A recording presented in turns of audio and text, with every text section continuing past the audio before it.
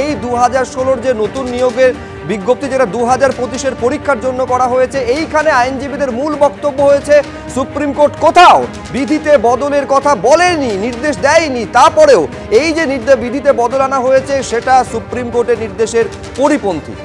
কি বলছেন আইনজীবীরা দেখুন, মামলা হবে এটা ছিল অবধারিত। আমি ইতিপূর্বেও বিভিন্ন জায়গায় এই মন্তব্য করেছি। একটা দুর্নীতিকে আড়াল করার জন্য আরেকটা দুর্নীতির পর্দা খোলা হয়েছে এই নতুন বিধি এবং বিজ্ঞাপনে।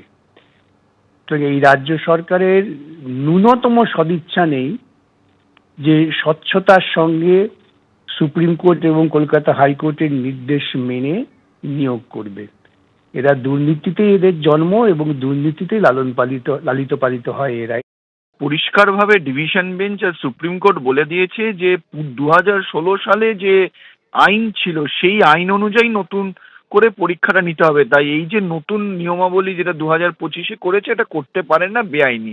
আর দ্বিতীয়ত এই যে এক্সপিরিয়েন্সের একটা নম্বর দিচ্ছে 10 নম্বর, তার মানে যারা এই দুর্নীতির জন্য বঞ্চিত হয়েছে, যারা ওয়েটেড লিস্টেড বা যারা ওয়েট লিস্টে আসতে পারে তারা তো আর সুযোগই পাবে না। তার মানে যারা চাকরি করছিল তারাই আবার সুযোগ পাচ্ছে। যেখানে সুপ্রিম কোর্ট মানে পরিষ্কার বলে দিয়েছে যে টেন্টের যারা তারা বসতে পারবে না, ইভেন যারা ফ্রেশ ক্যান্ডিডেট তারাও বসতে পারবে না।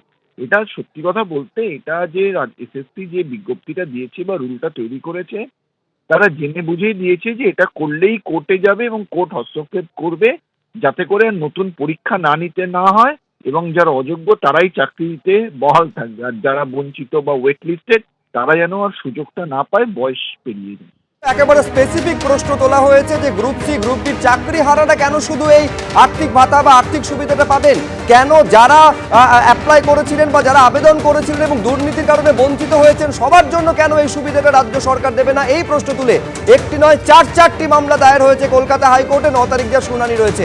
এইখানে আপনাদের দেখাতে চাইবো এই নিয়ে আইনজীবী ফিরদৌস শামীম তিনি কি বলছেন। একদল যারা ওয়েটিং লিস্টেড ক্যান্ডিডেট তারা রিলিফ পাবে না, যারা বঞ্চিত হলো তারা রিলিফ পাবে না।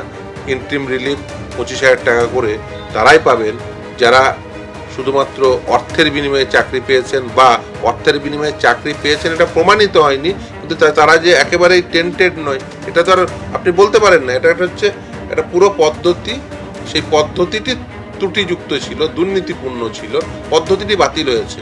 বাতিল হওয়ার পরে সেই পদ্ধতি থেকে যারা বাতিল হয়ে গেল তাদেরকে আবার আপনি ইন্টারিম রিলিফ দেবেন জনগণের করের টাকা, অথচ যারা বঞ্চিত হলো, প্রকৃত বঞ্চিত, যারা দুর্নীতি না হলে চাকরি পেতে পারতো তাদেরকে ইন্টারিম রিলিফ দেওয়া হবে না, তাদেরকে মাসে 25,000 টাকা করে ভাতা দেওয়া হবে না। আপনি যে মাসাই বলুন না কেন, সেটা তো একেবারেই ঠিক নয়। এটা আইনের চোখে এটা বৈধতা কখনোই পেতে পারে না।